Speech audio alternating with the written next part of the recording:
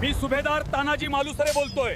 ध्यान देऊन ऐका, कारण आज मी कथा सांगणार नाही, सांगणार आहे कोंढाण्याचा पराक्रम. 4 फेब्रुवारी हा दिवस माझा शेवट नाही, हा दिवस स्वराज्याचा नवीन आरंभ आहे. माझ्या घरात मंगल वाजत होतं, पण माझ्या छातीत एकच आवाज होता, गड संकटात आहे. मी पिता होतो, पण त्याआधी मी शिवरायांचा मावळा होतो.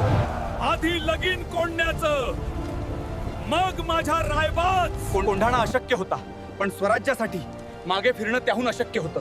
अंधार होतात, कडे उंच होते, पण माझ्या हृदयात भवानी होती.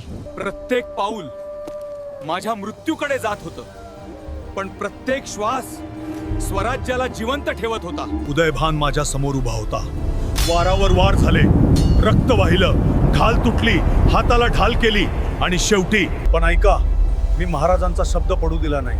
माझं शरीर पडलं, पण माझा हेतू जिंकला. त्या 6 गडाकडे पाहतोस ना, माझ्या आणि असंख्य मावळ्यांच्या रक्तानं उभा आहे. आज 4 फेब्रुवारी माझ्या बलिदानचा दिवस आहे.